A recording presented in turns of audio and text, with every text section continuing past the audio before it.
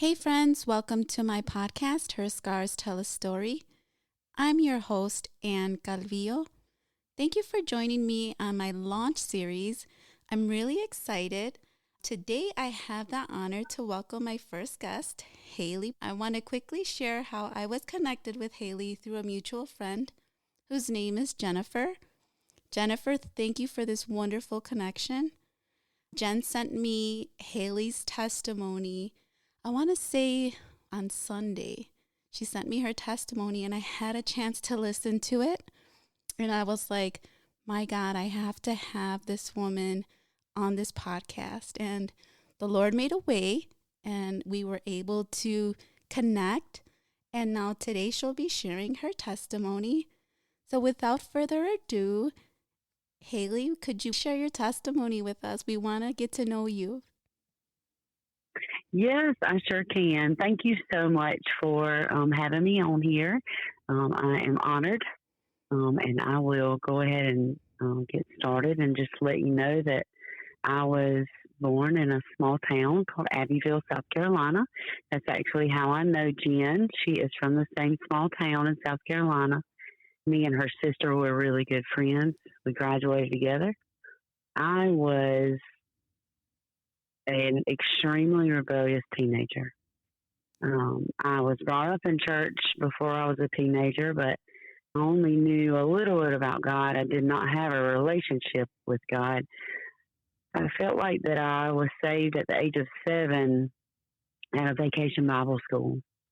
I felt the Lord tugging on my heart, but I was never discipled or taught what to do with that. So I just went the world's way and I listened to the world, and I just wanted to be my own God, so to speak. I never wanted any rules. I always just wanted to do what Haley wanted to do. I thought that that was what was best for my life.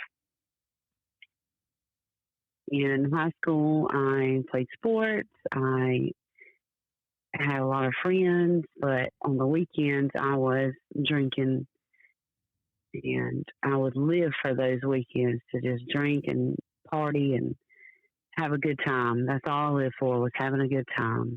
I didn't care about anything else as long as I was having fun. Fast forward to I graduated. I wasn't getting along with my family because of my rebelliousness. I never wanted to listen to anybody. I thought I knew what was best for me. And my life started slowly becoming very tumultuous. And I was a very volatile person. I was very angry. Looking back, of course, hindsight is 2020. I wish that I would have listened to everybody because my life was on a collision course for destruction. But I was so hard-headed and so rebellious that it did not matter what happened. I was going to stay the course because I thought I knew everything. I would get jobs and lose them, and I left after spending 2 semesters in college. I started working full-time because I was drinking so much that I was about to fail out, and I didn't want anybody to know what I was doing. So I made the decision to start working full-time as a paralegal. My mother was a paralegal for a law firm, so she taught me how to do that, and I actually worked in the same building from her. I eventually got fired from that because during this time, instead of just drinking, I started doing pills. I started smoking weed. So from the span of when I was 13, when I started drinking, till I was 18 or 19, I was doing so much stuff. Then when I was 19 years old, I was introduced to methamphetamine. And that is where my addiction completely grabbed me and would not let me go. I lived to use and I used to live. My obsession was on nothing but getting that drug to constantly be in that state of euphoria, that world where there's no responsibility, there's no answering, there's no accountability. You're constantly living in this dream world where you think that you're above everything because of the way that you feel. And I slowly became, instead of just a user of meth or just smoking or snorting, I started shooting it up. Mm. It was devastating to my family. It was devastating to my body. My world crashed because I would stay up for so long and my parents would not see me for months at a time. I would come in and be so gaunt and looking like death, and they would have to turn me away because I was completely irrational. I never wanted to listen to anything. And I think at the age of 20 or 21 is when my first suicide attempt, I wanted to commit suicide because I had made so many mistakes. I had ruined so many relationships. The relationship between me and the guy that I was dating ruined it. The relationship with my parents ruined. The relationship with my grandparents, I thought I had ruined everything and there was no getting out of it. So my answer to that was taking my own life. And I called my mama and she came and took me to the hospital.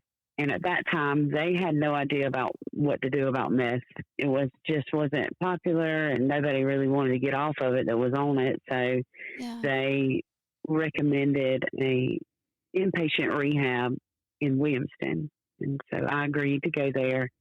And when I went, it was a 28-day program. I was still young. I was so young. And when I got in there, I started feeling better, and I just treated it like a little playhouse. It was co-ed, so I was just hanging out and having a good time. And since it was only 28 days long, after that 28 days, I learned to say what it was they wanted to hear, and they let me out that first time. I went home for one night, I think, to my parents, and after that, I went straight back to the people I was with and started getting high again. And Haley, I just wanted to ask you, so going back to, you starting meth, who introduced you to meth and how did you get access to it? So it was just a group of people that I met through some friends, and they were doing it. And I asked what they were doing, and they said it was this. They didn't want to give it to me at first, but I insisted because I was very strong-willed and very persuasive, and that's when I started doing it. Okay. So after I got out of rehab the first time, I started doing it again. Same people, same thing, going downhill again. And when you're living like that, you're not thinking about anything. You don't think about anything but how you're going to get the next high. That's it. That's all you're thinking about. You don't think about food. You don't think about basic necessities of life. You just think about that obsession, and that is it. And I ended up being with some people who are trying to make it, and we got arrested, and I went to jail, and I had to stay there for, I think, weeks that time. And I agreed to my mama to go to a longer rehab if she bonded me out. And so she agreed to that, and I went to Tennessee, to a rehab in Tennessee. It was a fantastic place that was United Way, ran it. And, I always wanted to do right. I did. I always wanted to do right. But it was like, when you're in addiction like that, it's like you're trapped inside yourself and you cannot get out. You cannot get free. You are constantly doing the things that you don't want to do, even though you want to be with your family, you want to. That obsession, that addiction is so strong that it overrides everything in you. So it just overrode everything in me. And I was so glad every time that I got out and I got to a place where I could get sober again, because I knew that I didn't want to be in that. I knew enough of God that is not what he wanted from me, but I still was at the point where I did not want to listen to God, because what I knew about God was a God that was all these rules and regulations and just wanted to do things that weren't fun. And I just wanted to have fun, and there was nothing wrong with having fun. But clearly I took it way past the point of just having fun, because it was not fun anymore. Living in places with no electricity. It was not fun not having toilet paper. It was not fun not having anything to eat. Being with abusive people all the time. People that are just as lost and broken and more broken than you are. And the constant chaos that surrounds that life. Constant. No peace. Absolutely no peace. And I went to the rehab in Tennessee, and I stayed there for 6 months, and it was fantastic. I started working a job at Chick-fil-A, and it was really, really good. But one thing that you have to do whenever you get sober is you have to leave those people, places, and things. And I would always hold on to one thing from that life, thinking that, you know what, it's going to be fine. You know, they love me. You know, I love them. Everything's going to work out. They're saying this. And I ended up holding on to my using buddy. And I came back to Abbeville, and I ended up moving in with him. And we ended up getting married. We stayed sober for about 18 months, and we started drinking. And we were like, okay, we can just drink. It's going to be fine. And when we started drinking, this is how the enemy works, because he comes in very cunning, and he introduces one thing at a time. It's not like I went back to my drug of choice right away. It was a slow fade, and I was working. I was going back to school. We had his son, and her son was living with us, and I was doing what I thought was everything right, but just drinking a little bit. And one night at the gas station I was working at as a clerk, I swept up a bag of meth, and I did not throw it away. So when I took it home, it was back exactly where we started off, because there was nobody we both decided, okay, we're going to do this. There was nobody talking anybody out of it. And when we did, it was terrible. Let me ask you this. So when you picked up that bag of meth, was there an inner struggle in you? Oh, yes, definitely. Because I had already been drinking, you see, and so I feel like because I had already introduced those other substances in my body, there wasn't really a choice that I was already going to do it, because I didn't want to. I put it in my pocket, and when I went home and I said, hey, should we do this or throw it away? Of course, there was no resistance on his part either, so we just went right back. I guess at some point, did you try to negotiate with yourself, like, hey, just this one time? Oh, yeah. Yeah, it was always just this once. And then it'll be done, and then we'll be done with it. But it never happens like that. Never. It was always worse and worse. And then when I relapsed that time, it was worse. It was for 4 years that time. Our relationship got extremely abusive. He was extremely abusive to me. We were constantly fighting. He was never there anymore, and I was alone a lot. Just trying to dig yourself out of a hole, because like I said, I still wasn't at the point where I wanted anybody else to try and help me, because I thought I got myself into this, so I need to get myself out. That was my thinking. There's nobody that can help me, because I'm the one who got myself into this, and I need to try and find a way to get out of it. But every time I would try and find a way out, it would come at me again another way, and I would end up doing more and more, and then staying up more and getting involved in more stuff. And it was a never-ending cycle. And then you're always in trouble with the law, and always worried about that you're going to go to jail again. And so eventually I did go to jail again. And this time the person I was with had a lot of stuff. So in the meantime, in between that though, I ended up leaving my abusive husband, and I got into another relationship with somebody. And so when I got pregnant, it was terrible. In my mind, I did not want to be a mom, because I could not even take care of myself. And I felt it was very unfair to this unborn child, because I was so addicted and I could not stop.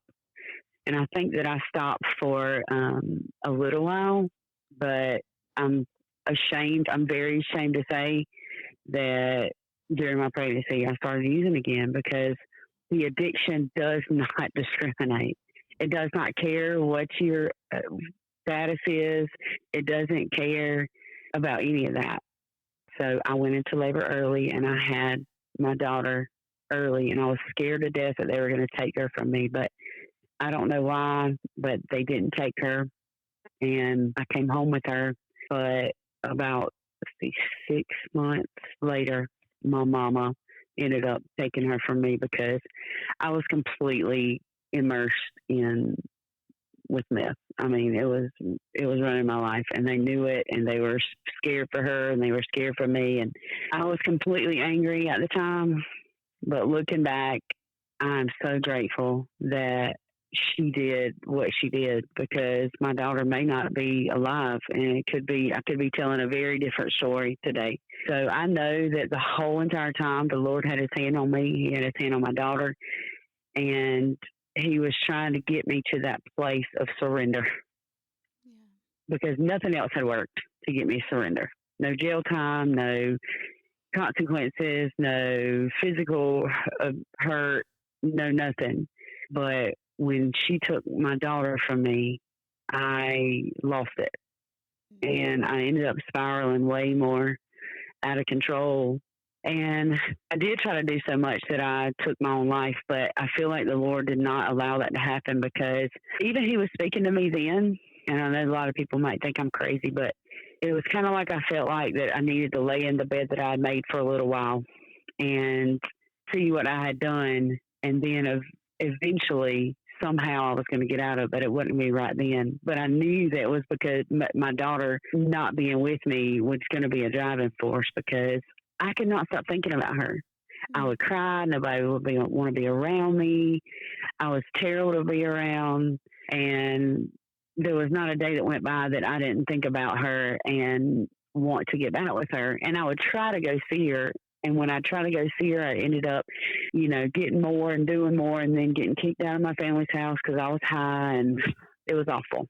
Finally, I got arrested and went to jail in Anderson County, and an AA meeting came in there. And, everybody can say what they want to, but I feel support groups are fantastic.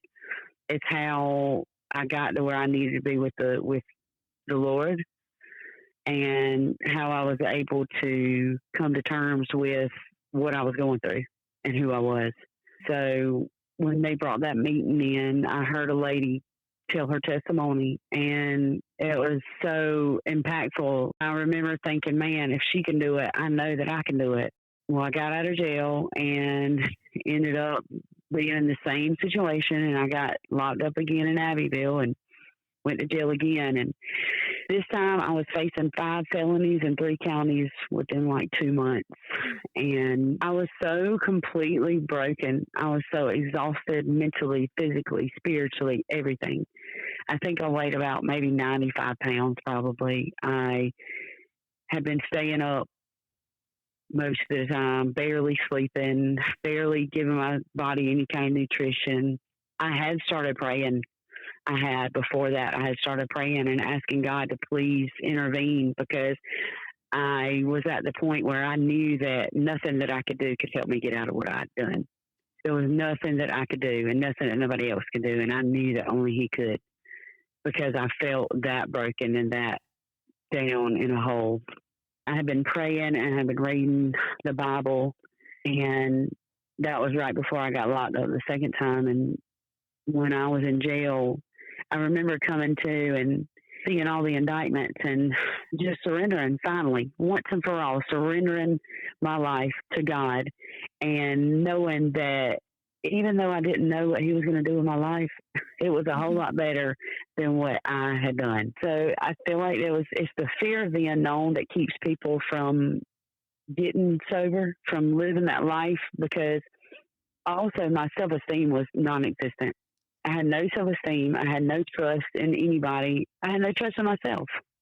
So I knew that the only thing that I could turn to was God. I gave it all to him that day. And I told him, Lord, I will serve you I will give everything in my life to you. I will run after you just like I ran after everything else. I don't care what anybody says about me. I just want you to fix my life.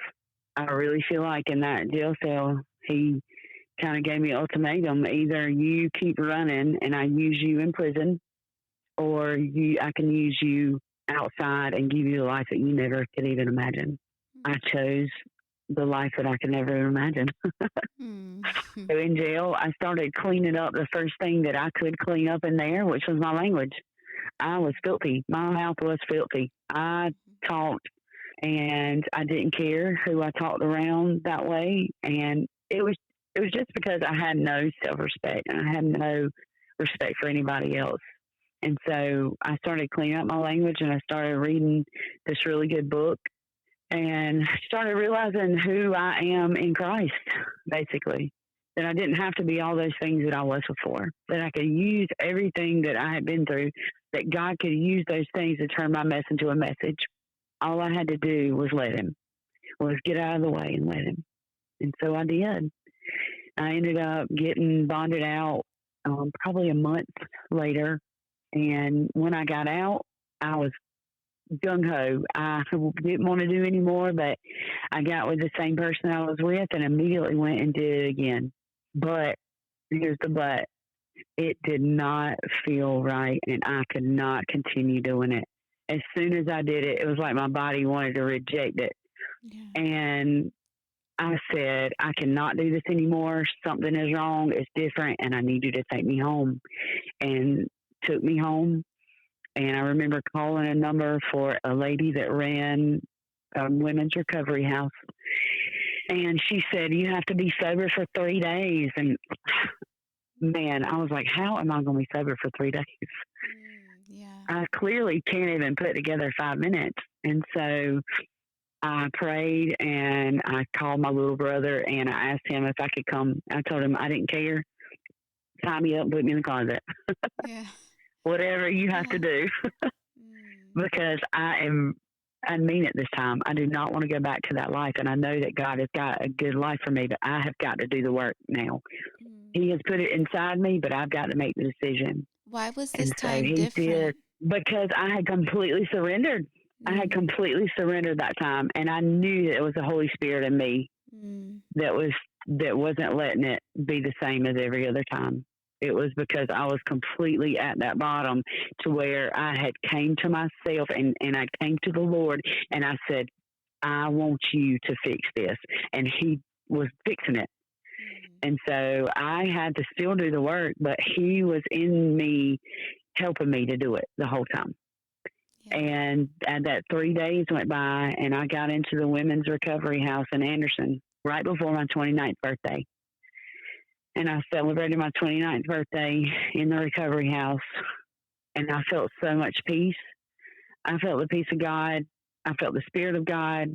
I knew that it was the beginning of the end of my old life and the beginning of my brand new life with the Lord.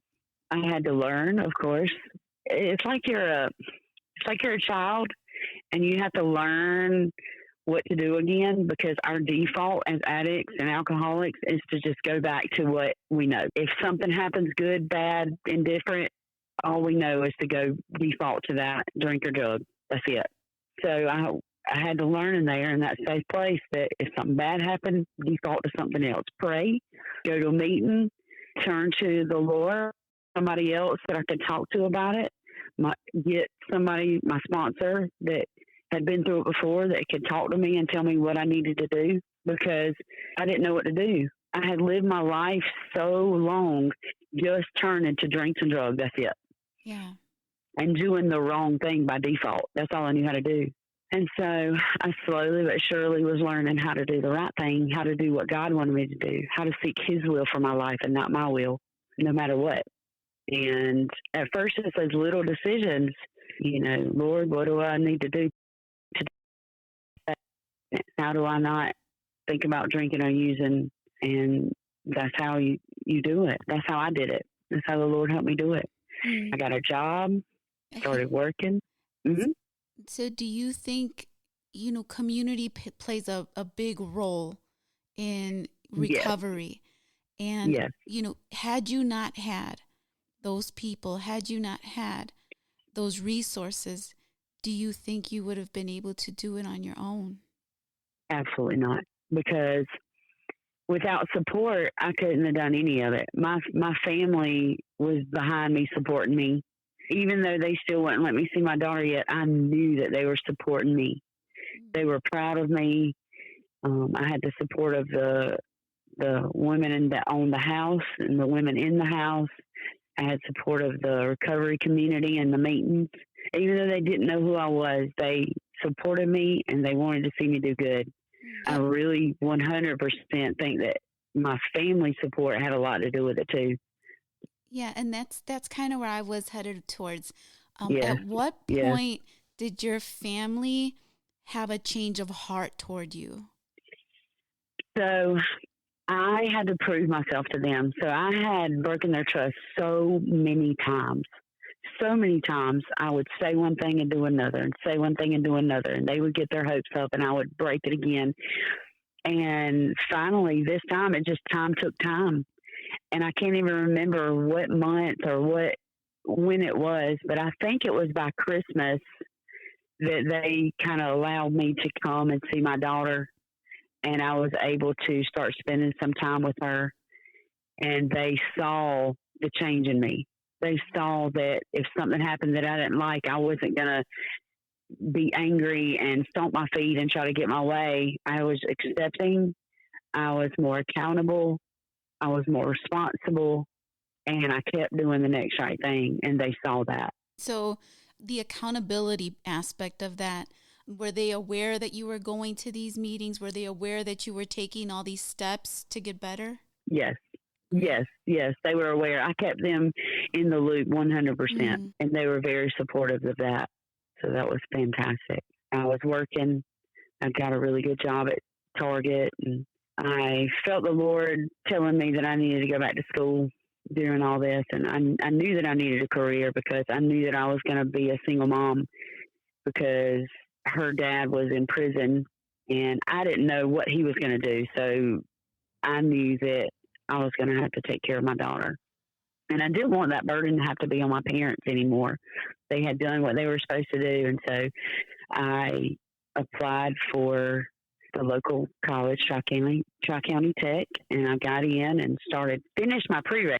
First, I had gotten sober and I would go to school and finish a little bit of prereqs and then I would stop. And so all those things, I'm going to tell you how the Lord works, okay? Mm-hmm. He is so good. He had his hand on everything. Whenever I applied, a lot of my prereqs were still good.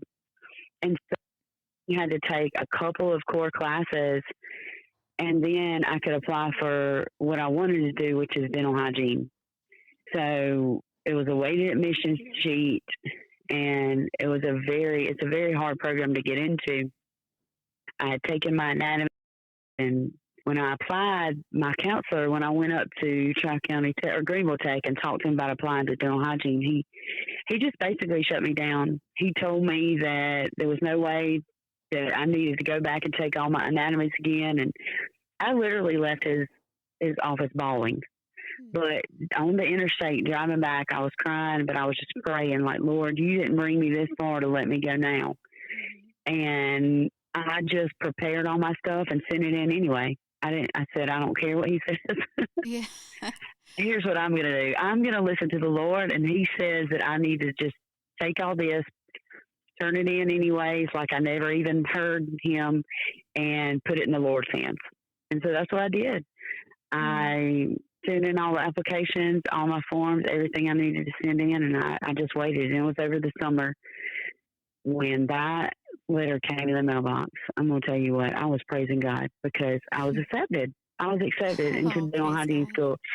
And I know that was, man, it was such a major win and such a major faith builder. And knowing that when God has a purpose, he's going to bring it through. Yes, it doesn't matter. Yes. And then what did that do? Fulfill it. What did that do to your faith? I mean, I was screaming. I was literally hollering out loud. I think everybody in the neighborhood heard me. because he's such a good God, and he just shows out, and he wanted me to watch what he could do Yes. with my surrender. And he showed me time and time again after that. In school, when I was struggling, when it was so hard, and I would think I failed a test, and then I made an A, just stuff like that. But, in the midst of that, whenever I got sober, and I feel like this is a common misconception for a lot of people that get sobriety or go through something, that, you think everything is supposed to be roses and rainbows after that. You really do. You're like, okay, I'm sober, so that means everything's right in the world. And we fail to realize that life is not all about us. So that's another lesson, too, that we have to learn, that I had to learn, is, the world doesn't revolve around me. Life is still life, and life is going to happen no matter if I'm sober or not. Life is better when you're sober and things happen, because you are able to be there for people. You're able to be a witness and be an encouragement, and not somebody that they look at as a bad example. And so I was doing really well, but my relationship with my mom was still not doing good, because at the time she was realizing that there were things going on, and I was realizing that, it's not me. I'm doing everything right, but people have their own things that they have to deal with. And she had spent so much time trying to fix me that she had undiagnosed mental illness. And our relationship was getting more and more volatile and more. She just couldn't let go of the fact that I was doing good, and she couldn't accept the fact that I was going to get my daughter back eventually, And it's not like she wanted that. I don't hold that against her. It's just that she got so used to being in the pattern of things. Addiction's a family illness.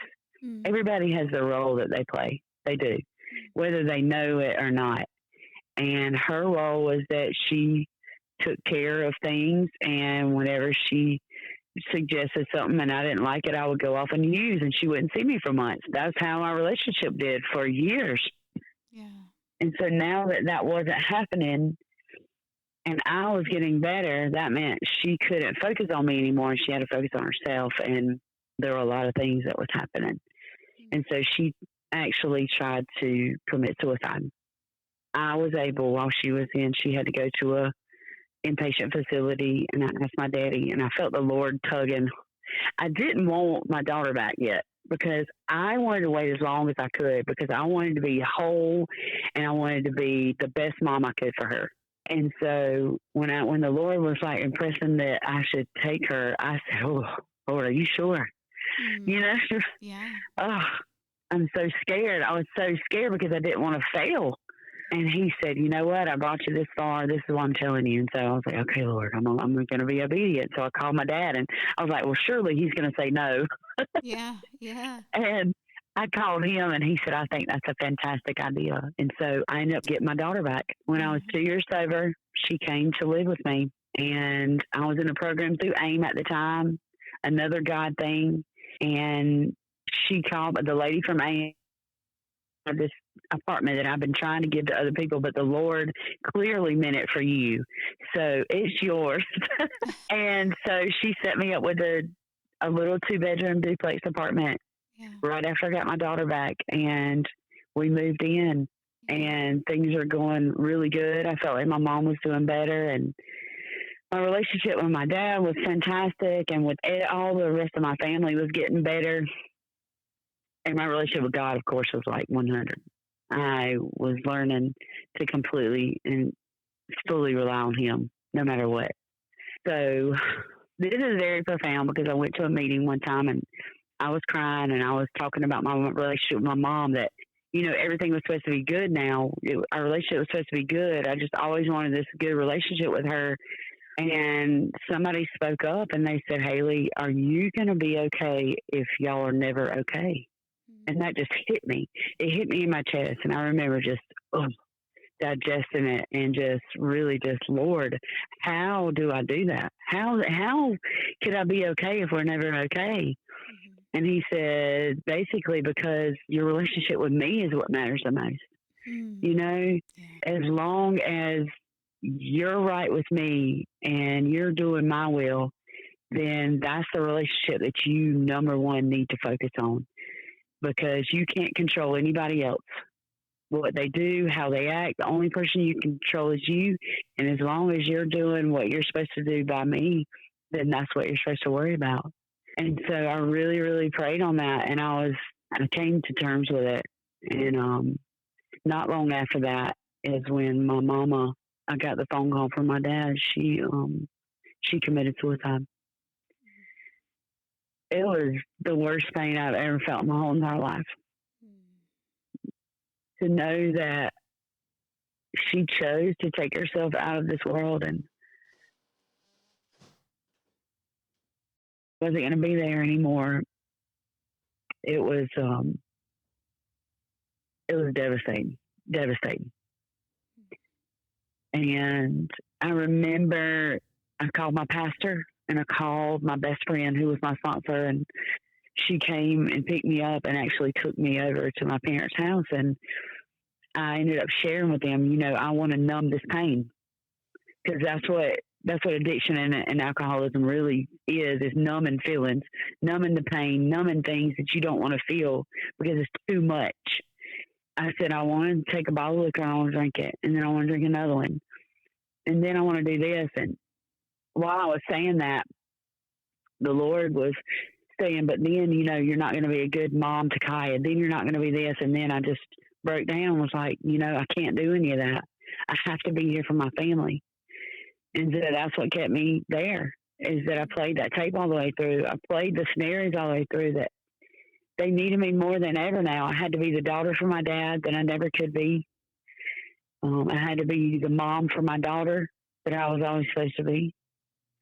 And I had to be there for my family because we all lost somebody. It wasn't just me. I had to get out of my selfishness and realize that my daddy lost his wife. My siblings lost their mom too. And my daughter lost her grandma, who she called mama, who she called mommy. And I completely trusted in the Lord, and I just leaned on him, and he was able to get me through that darkest part of my life, that huge scar. I mean, because it left a scar. And he was able to comfort me like only he can on those nights when nobody else was there, because during this time it was just me and my daughter. I didn't have nobody lived with me. I was trying to do everything right, so it was just her and I. And even though I was dating somebody, they never spent the night with me, so it was just me on those nights when it was just me and the Lord all by ourselves. And so after that, I actually decided to go back to school because they weren't sure if I was going to come back. But I did. In her memory and her honor, I decided to continue what I was doing, because I know that that's what she would wanted. And I know that's what the Lord wanted. Yeah. Having that support system once again, one of the darkest moments in your life, losing your mom.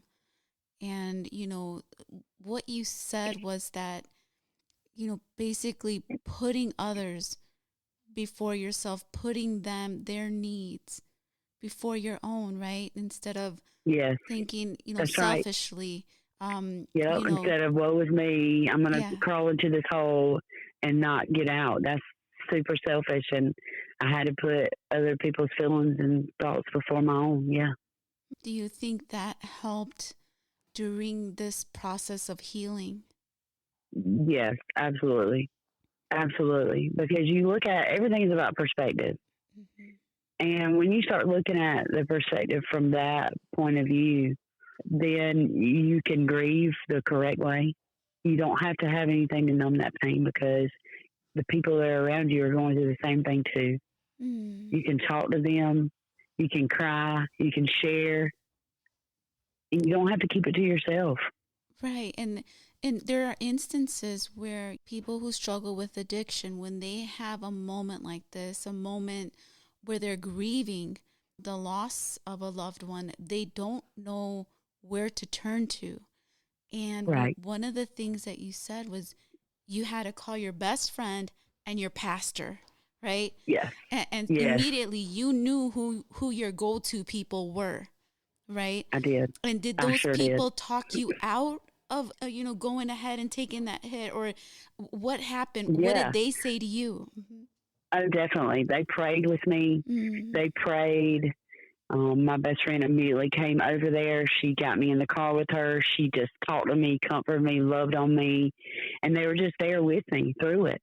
They walked alongside you during your They pain. did. Yes. And that's what makes the difference. Yeah. And I was able to grieve the correct way for the first time in my life, to actually feel those feelings and process them the right way. Because we're supposed to grieve. We're supposed to grieve, but we're not supposed to stay there. Yes. Yes. And I didn't want to turn bitter, because grieving can make some people bitter. And you can find 100 reasons to be angry.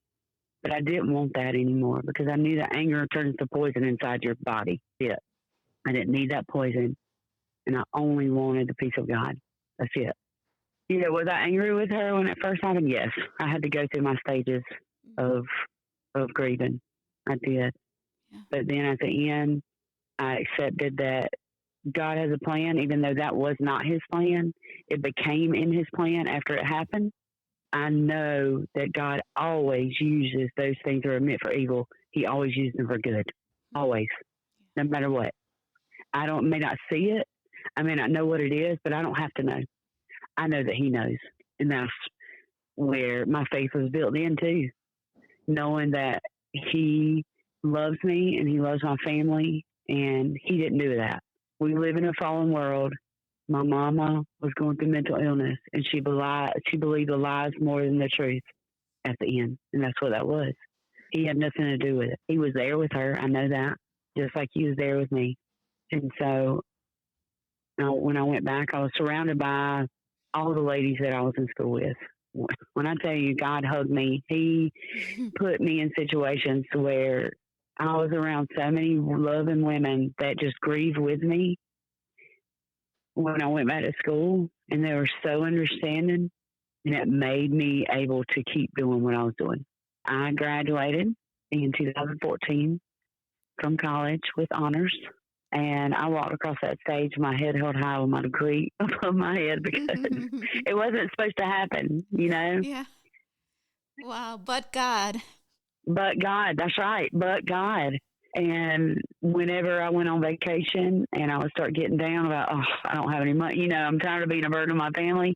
When we got back, my license was in the mail, and my friend called me and she said, "Hey, there's this job that I can't take because I've been offered a job. Can you do this fill-in work?" And I said, "Of course." And she said, "Well, it's in Lawrence." And I said, "I don't care. I'll drive wherever I have to." Yeah. Lawrence is about an hour away from where I live. And so I went to that job, and they ended up creating a position for me after I was there. She had broken her wrist, and that's why I was filling in. And they felt like I was such a good fit that they created a hygiene position for me. Wow. I know. It was amazing. It was amazing. I went on my first cruise. He took us all on my first cruise. I'd never been on a cruise. I bought my first house. It was amazing. The Lord, I found this little house, and he made it possible that I could purchase my own home. I purchased my own home by myself. Oh, my goodness. With the Lord orchestrating everything. He's really shown me what he meant by a life that I could never imagine. I never would have dreamed of any of this for myself back then. Never. Yeah. He gave me hope, and he gave me a future. And that's why my life verse is Jeremiah 29:11. For I know the plans I have for you, declares the Lord. Plans to prosper you and not to harm you. Plans to give you a hope and a future. So after I bought my house, life was good, still good. Even though the bad things happened, I still had joy. We got some bad news again. My sister was sick. She had been diagnosed with cervical cancer. She was only 29 at the time before that. She beat it the first time, and then in 2016, right after I bought my own home, she started hurting again, and it was back. She had a tumor and it metastasized, and so cervical cancer whenever it metastasizes or recurs, it is a zero chance of survival. So I got to basically make amends to her because I was a terrible big sister.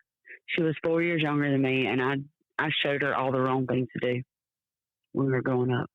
And so my living amends to her was just being the sister that she should have always had and trying to lead her to the Lord. Because she was not saved, and I knew that she was dying. I prayed and I prayed and I talked to the Lord, and I would go to the hospital with her, and she would be in so much pain that all I could say some nights when I ran out of prayers was Jesus, because I knew that He said that He intercedes for us Yes. with groanings that we cannot understand, that He goes to the Father for us. And so I would just call His name. And during those times, she prayed the Lord's Prayer, and I really feel like that she accepted the Lord into her heart. And in October of 2016, she passed away. And that was also devastating. But I knew with my mama's passing that God is still good. He's still on the throne. And that I can grieve, and I can be there for my family. I can be there for the 2 little girls that she left behind. And I can always try to keep them in our family. And so I really have tried to be the best aunt that I could be for those girls. And I know that that's one of the reasons why I'm sober too. Yeah. Is that God had a plan through it all. He saw all this was going to happen.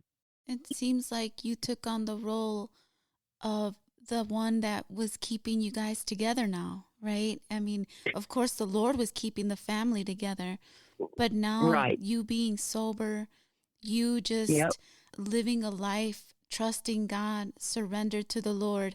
Now you're the one that's able to take care of those that were hurting. Yep.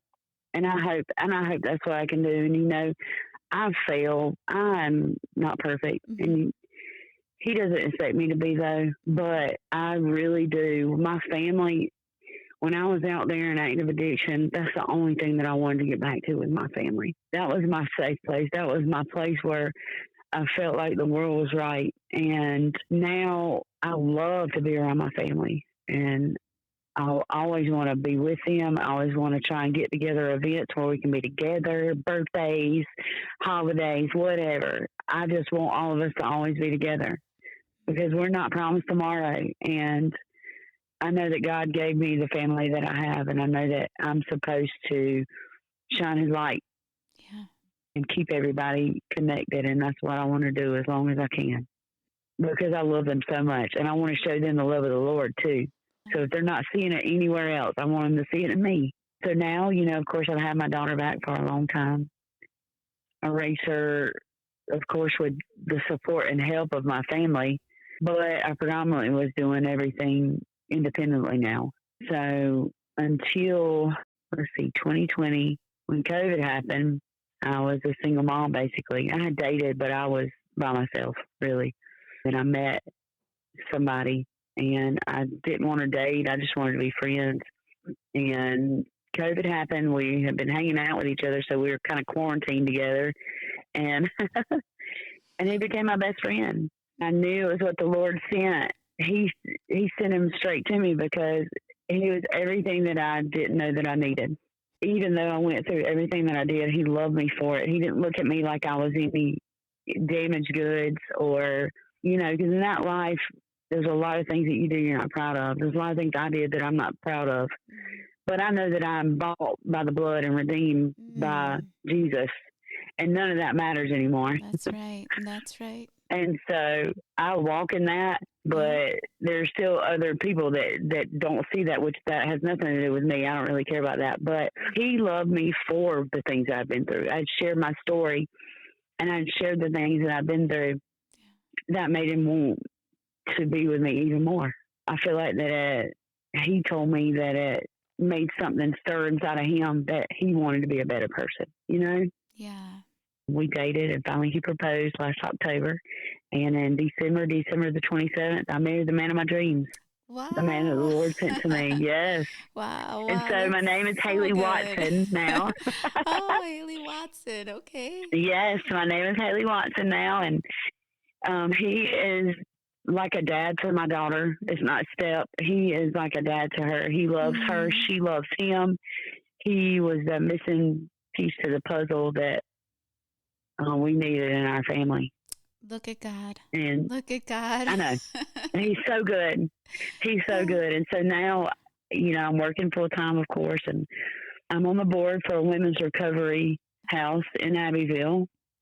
I go and to a Bible study in Abbeville where some women's recovery programs come in there. My passion is just seeing women in recovery just get sober. I just want to show them that they can do it, but they do have to do work. It's Yeah. not easy. You have to break out. Yeah. And it's not easy to break out because the enemy wants you stuck in what you're doing, because that way you stay distracted and you stay addicted and you stay out of God's will. Yeah. You stay in bondage to that. Yep. You stay in bondage. That's exactly right. So I know my listeners are going to want to know, especially my single Mm-hmm. listeners, they're going to want to know. Yeah. So you said God sent this man to Yeah. your life. So you had no part in looking for him or trying to connect No, yourself with a man. This I did man not. was sent by the Lord, literally. This man was sent by the Lord, literally. Okay, so I'm a dental hygienist, right? And Uh-huh. it's so funny because I really do compare it to the story of Ruth and Boaz. She was Mm-hmm. working, gleaning the field, and he saw her. Mm-hmm. And I'm going to start crying because he was my patient for 4 years. I was working. We had just had a patient relationship. Like I knew he was a nice guy. I never looked at him like that. We just always talked really easily together. I share my story with people who the Lord leads in my heart to tell my story Mm-hmm. to while I'm cleaning their teeth. Yeah. Because I feel like that's a platform too, Yeah. to Yeah. share what the Lord has done. That's Because there's right. so many people who are touched by addiction and alcoholism, and they have people in their family, or they need that hope that somebody got out of it, and it gives them hope. Yes, and the And so I workplace share. is the ministry field. Right, Mm-hmm. right. Yeah. And so, I can talk to them while I got my hands in their mouth and cleaning their teeth. Yeah. And so he knew all about me.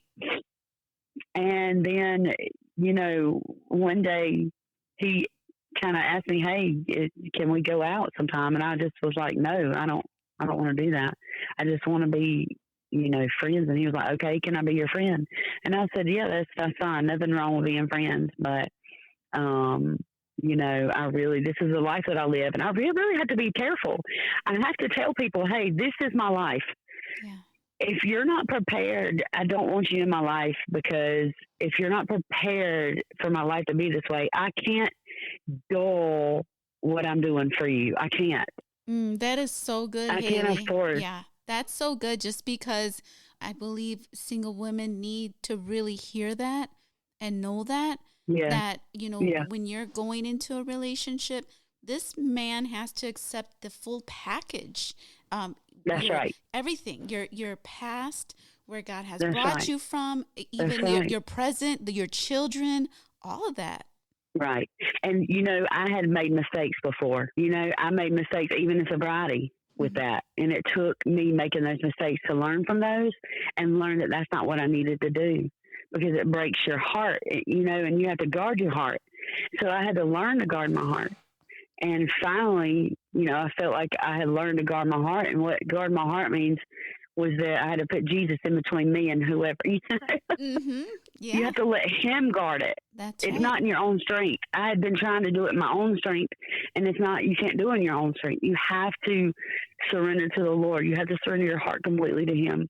It was just like we had a best friend relationship, and we were trying to do everything right this time, the Lord's way, and how he would have us to do it.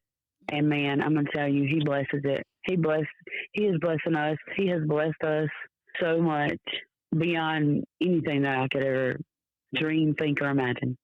Wow. I'm telling you, your testimony just blesses my heart. And I didn't even hear of the engagement part and the marriage part. But I know, it just keeps on getting better and better and better. And In the midst, though, and I just need to say this, in the midst of loss, in the midst, Yes. not just Yes. losing your mom, but your sister, and then Yes. early on, the loss of your daughter, the custody, Yes. right? Yes. Yes. And And so, then in yeah. May 2020, I lost my uncle, who was like a second dad. He got killed by a drunk driver. Who was hitting on his motorcycle and lost him. That was devastating. But even that's life. It's just life. We live in a fallen world, and bad things are going to happen. Yeah. They're going to happen regardless. So instead of having the mindset of, oh my gosh, bad things always happen to me all the time, you can say, you know what? Bad things are going to happen, but you know what? I'm standing on the rock. I have a firm foundation, and I know who I am in Christ.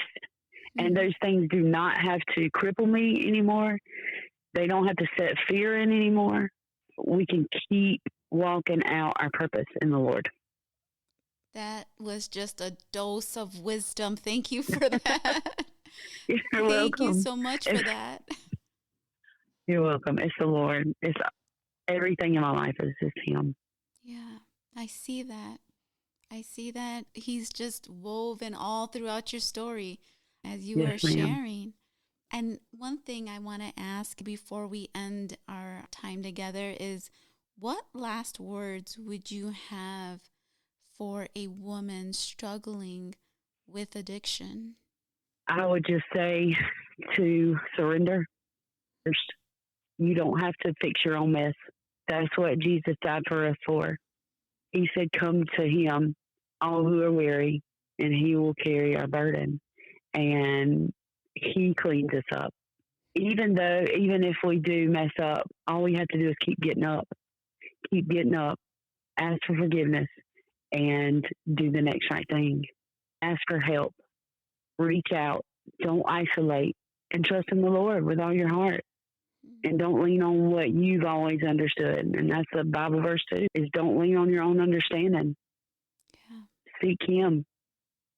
Haley, I just want to thank you from the bottom of my heart for being my first guest and making this moment just, it's embedded now in my mind and in my heart, because your testimony really spoke to me. And my prayer is that it speaks to a lot of women, that it speaks to whomever the Lord would want it to speak to. Yes. Yes, that's my prayer too. And you're very welcome. And thank you so much for having me on here. I am honored. I'm blessed. And I always say I'm blessed and highly favored. And that you are, my friend, that you are. Thank you all for listening. Stay tuned for our next episode of Her Scars Tell a Story.